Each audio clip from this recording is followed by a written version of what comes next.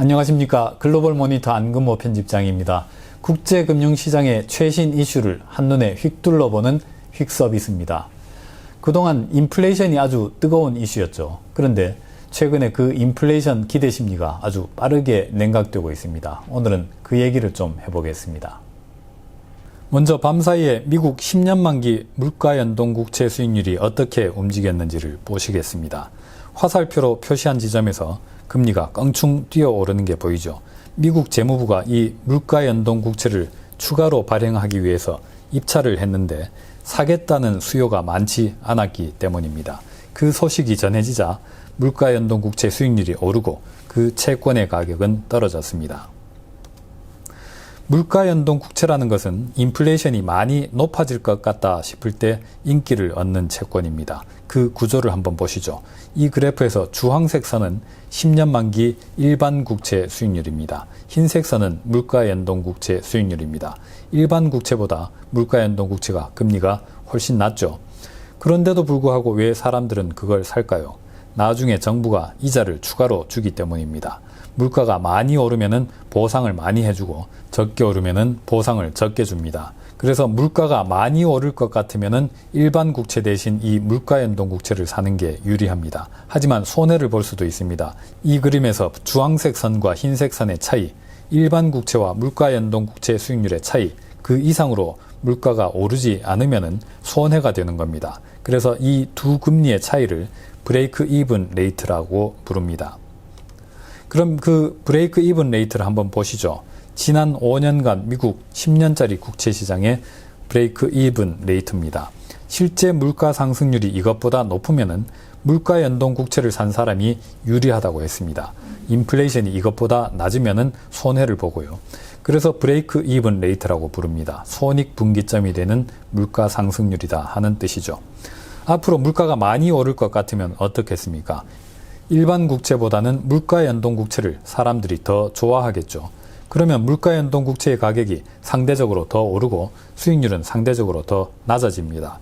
그러면 물가연동 국채와 일반 국채 사이의 수익률 차이, 브레이크 이븐 레이트가 올라갑니다. 그래서 이 브레이크 이븐 레이트가 국채 시장의 인플레이션 기대 심리를 보여준다라고 하는 것이죠.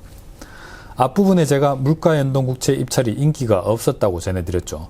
물가연동 국채 수익률이 껑충 뛰었다고요. 보시다시피 브레이크 이븐 레이트는 뚝 떨어졌습니다. 인플레이션이 높을 때 유리한 물가연동 국채를 사람들이 외면했다는 것은 무슨 뜻이겠습니까? 인플레이션 기대 심리가 이 화면에서 보듯이 뚝 떨어졌다는 겁니다. 보시는 그래프는 다시 미국 10년 만기 브레이크 이븐 레이트, 국채 시장의 기대 인플레이션입니다. 올 들어서 최근까지의 흐름입니다. 꾸준히 빠르게 올라가다가 최근 며칠 동안 제법 가파른 하락 조정을 받고 있습니다. 인플레이션 고삐가 풀릴 거라는 우려가 꺾여 들어간 것이죠. 왜 그럴까요? 얼마 전에 소개해 드린 대로 미국 경기 회복 모멘텀이 약화된 점이 제법 큰 영향을 미쳤다고 봅니다. 이 그래프도 그저께 보여드린 거죠. 밤사이에 미국 주간 실업수당 신청 통계가 나와서 업데이트를 했습니다. 실업수당을 받고 있는 사람들의 수가 얼마나 늘었는지 줄었는지를 보여주는 것인데 이게 계속 감소를 해야 하는데 3월 들어서 감소세를 멈췄습니다. 그러다가 이달 초 들어서는 대폭 늘어버렸습니다. 지난해 11월 이후로 가장 많이 증가했습니다. 많이 줄어야 하는데 말이죠. 국제유가가 많이 꺾인 것도 인플레 기대 심리를 가라앉히는 데 큰 영향을 미치고 있습니다. 그래프에서 흰색 봉 차트가 브렌트 원유 가격입니다. 주황색은 미국 국채 10년물 수익률입니다. 거의 한 묶음으로 움직이고 있죠. 우리가 금리를 볼 때는 국제유가를 굉장히 중요한 변수로 여기는 게 좋습니다. 국채 시장의 기대 인플레이션에 국제유가가 거의 절대적인 영향을 주고 있기 때문입니다.